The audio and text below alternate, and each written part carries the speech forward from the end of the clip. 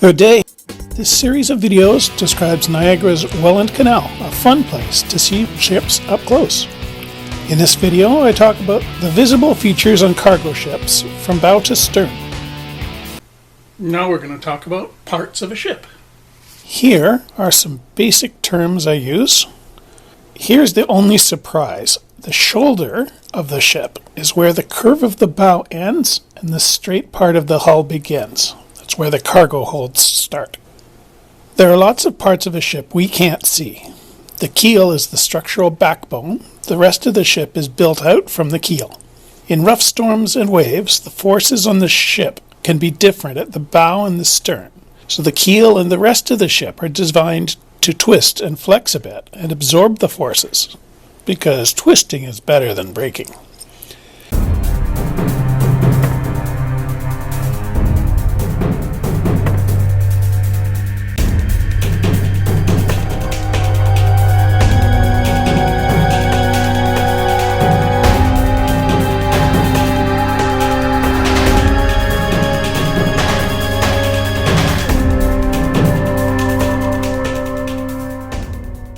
Let's talk about lights on a ship. There are plenty of fixed deck lights. Ships operate 7/24, so they need lights that illuminate the deck brightly enough so that the crew can see to work. They turn on the deck lights only as required. They're often on in the canal, but in the open water, on the open lakes and oceans, the deck lights are off, so the bridge crew gets less glare and can see better the dim lights from other ships and navigation buoys and whatever's out there. Incidentally, this is why the bridge of a ship is typically dark. Ships also have turning spotlights when extra lighting is required to shine on the deck or on any nearby ship or dock or lock or in the water in emergencies. Navigation lights help prevent ship-to-ship collisions. Complementing radar and AIS data, navigation lights are useful to track other ships' relative course. You may see the red and green nav lights in the daytime.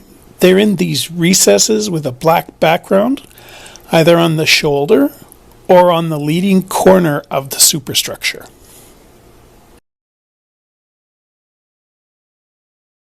Let's start at the bow.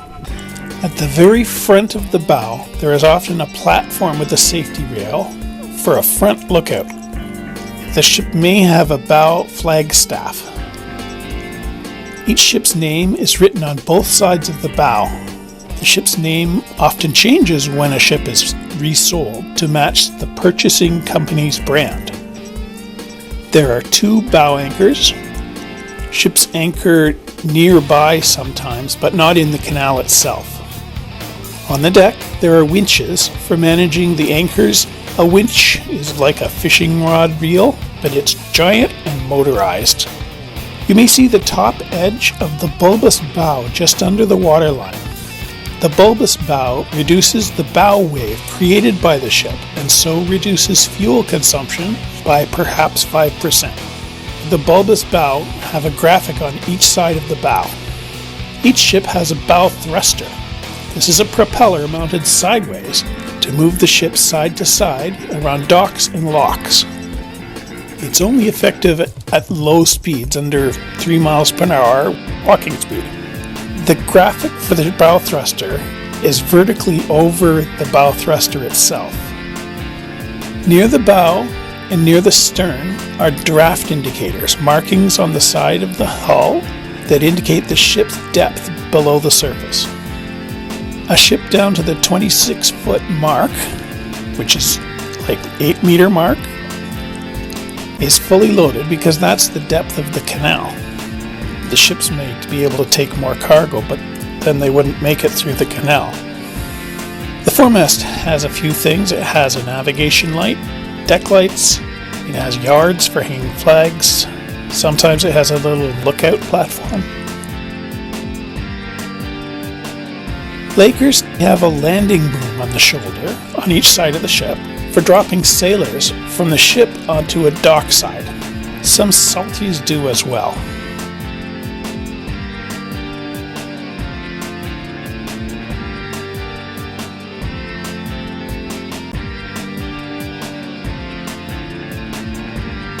Near a lock, you can often see crewmen up on the shoulder of the ship spotting for the bridge crew to tell them how much room there is on that side of the ship.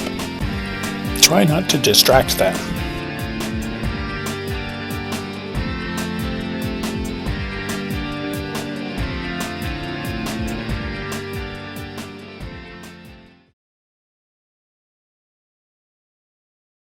Deck features. The IMO number is painted somewhere. You may see it. It is a permanent registration number, sort of like the VIN number that cars have. It stays with the ship for the life of the ship. Different ship types have signature features. Oil products and chemical tankers have lots of pipes and a raised catwalk. Freighters have large, heavy-lift derrick cranes to load and unload objects.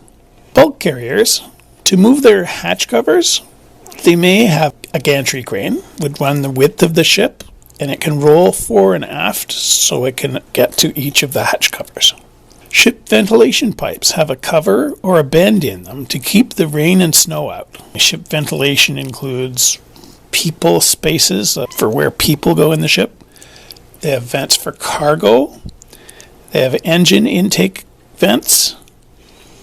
The engine exhaust comes out the smokestack, of course. On a summer day, you may see water sprinkling onto the deck to keep it from getting too hot in the summer sun. A few salties have helicopter pads.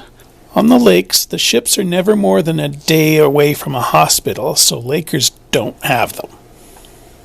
Along the edge of the deck, you can see fair leads. They're holes in the side where the dock lines come out. Some are just plain holes with rounded edges for ropes. Some have rollers for wire lines. All of this is so that the dock lines can run in and out freely and don't get caught on anything. Safety rails tell us those places where crewmen regularly walk or work. Safety rails are also convenient yardsticks. They're always 3.5 feet high, roughly a meter. So in this picture, there's a tank on the deck of the Algo Nova. It looks to me like it's 3 safety rails high, so it's 3 meters, 10.5 feet. Just under the safety railing on the hull, you may see scuppers. They are holes for spray and rainwater to drain off the deck.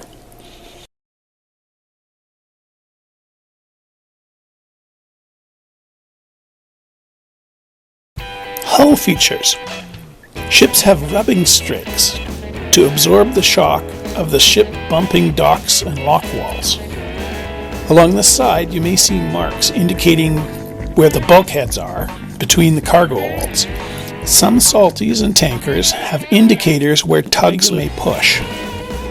Rarely, near the middle of the ship, you may pick out rectangular marks in the dust on the ship's side, left by the vacuum mooring system at most locks. The International Load Lines graphic is painted near the middle of cargo ships. There are a few versions of this graphic. The various lines are the maximum load lines under different conditions. Suppose a salty loads in Thunder Bay and loads down to the F for freshwater line. When it gets to the denser salt water at Quebec City, the salt water gives the ship more buoyancy and the ship bobs up to the S for summer line. The ship's bottom is painted with anti-fouling paint.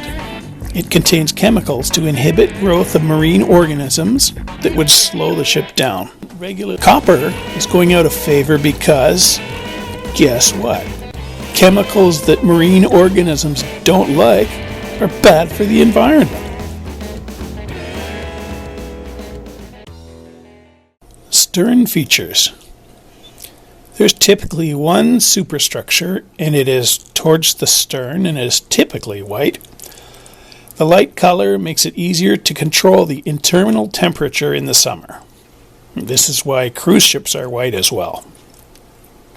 There's a mainmast. Some mainmasts fold down.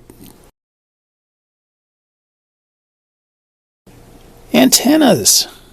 Ships might have two sizes of rotating bar antenna.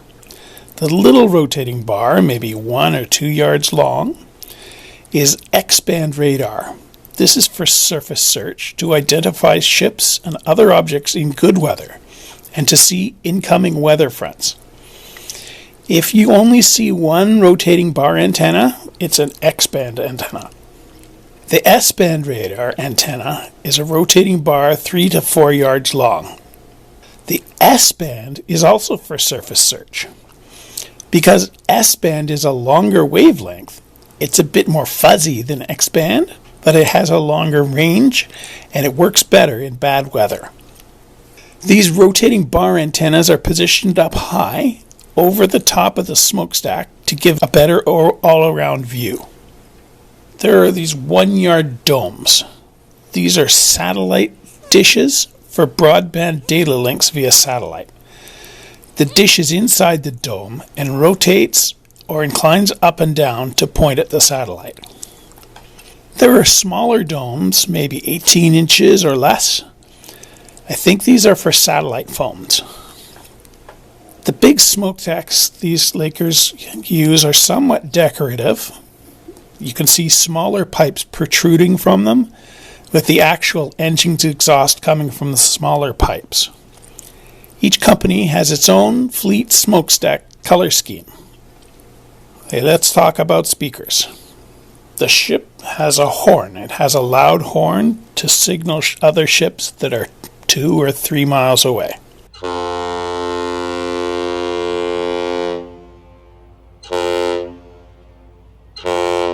Just like any industrial facility, ships have a variety of alarms for various conditions.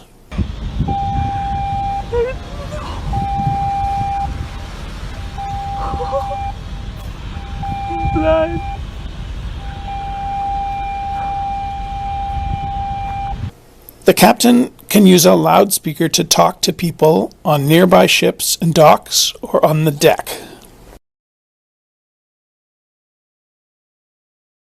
The navigation bridge is the top floor of the superstructure. It's also called the wheelhouse. The windows are often inclined with the top out to reduce reflections and better provide visibility of the deck.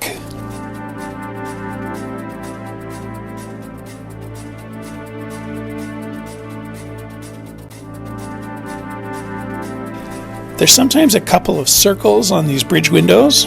These are called clear view screens. These are heated and the glass spins fast to keep an unobstructed view through the glass, even in bad weather. The superstructure also includes workrooms and people living rooms and an HVAC system. You may see off-duty crew out for some air on the crew quarter decks of the after superstructure. You can tell them apart because they probably won't have their on-deck work clothes. You may see a bunch of barrels on the deck behind the superstructure. Galley waste and human waste go in green bins or barrels. There's a small derrick crane, sometimes with a little cage, for loading supplies and empty barrels, and for unloading full barrels. For water safety, each ship has a mix of these. First, there may be a large orange, free-fall, enclosed lifeboat ready to drop in the water. These can accommodate the entire crew of 15 to 25 people. Alternatively, there's an open lifeboat, sometimes one on each side, ready to launch on a crane or on davits. There are typically also inflatable life rafts stored in canisters fore and aft. They sort of look like little barrels. And you can see tons of lifesaver ring buoys dotting each side of the ship that can be tossed in the water as required. On each side, ships either have a long ladder that can be pulled up or gangway that folds inboard. Some have both. Ships also have a rope ladder for pilots, one on each side. Some barges have a ladder built into the side. There may be a door on the side of the hull for engine room ventilation. The crew might open them both on both sides of the ship for a cross breeze. Often it's a Dutch door, one of those doors that has two halves, and the top side will be open. A very few ships have a stern thruster. You may see the top edge of the propeller or the rudder. Almost all these ships have a single large propeller at the back. Tugboats are different, and I won't get into them. The rudder is positioned immediately behind the propeller to give the rudder more turning power. Many ships have a traditional propeller with fixed blades. To vary the ship's speed, the crew varies the engine speed. Some newer ships have a controllable pitch propeller, where the engine stays at the same speed, and the crew varies the speed of the ship by changing the angle of the propeller blades. Even to go in reverse, they turn the propeller blades backwards. At the stern, near the deck, there is a white navigation light that is visible only from astern. There is one stern anchor. On the stern, the ship's name and home port are written. The home port isn't meaningful anymore. It can be any city in the country of registry. Now I'll talk about the flags on a ship. Flags are hard to pick out. They're often blowing the wrong way or hidden by other flags or some object. 200 years ago, when ships went at 5 miles per hour, flags were a convenient way to communicate the identity of ships. But in an age of radar and AIS, radio, satellite, Wi-Fi, flags are merely a tradition. But pretending that flags are important, here is my understanding. There are 4 places where flags can be flown: the bow, the foremast, the mainmast, and the stern. Individual ships may not have flagstaffs at the bow and stern. The 2 masts can carry multiple flags. There is a precedence for importance where the flags should fly that I'm not going to go into. Here are the flags you're likely to see. A foreign ship flies a courtesy flag, the flag of the country the ship is visiting. So here it'll be Canada's flag. Traditionally, this is flown at the bow. Sometimes the ship will fly both a US flag and a Canadian flag side by side, so they don't have to keep switching them. Another flag that is flown is the company's flag, which is called the house flag.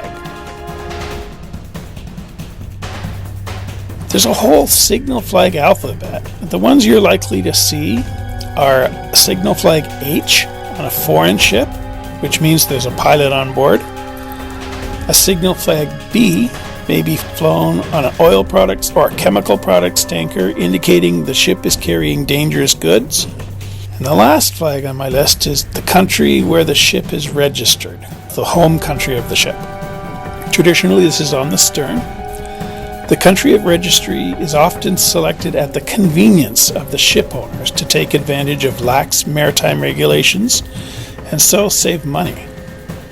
So, given all those flags, a foreign oil chemical tanker could easily fly 5 flags: the courtesy flag, the flag of registry, the house flag, the signal flag H for pilot on board, and a signal flag B for dangerous goods.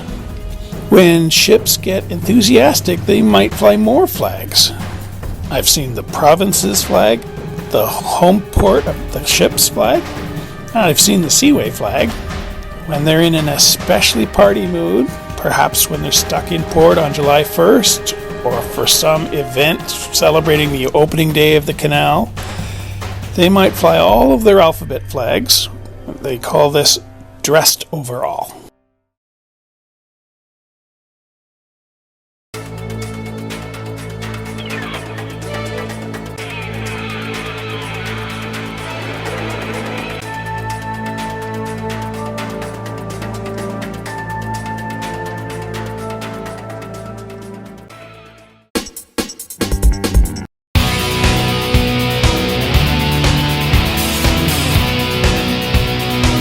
That's all I've got.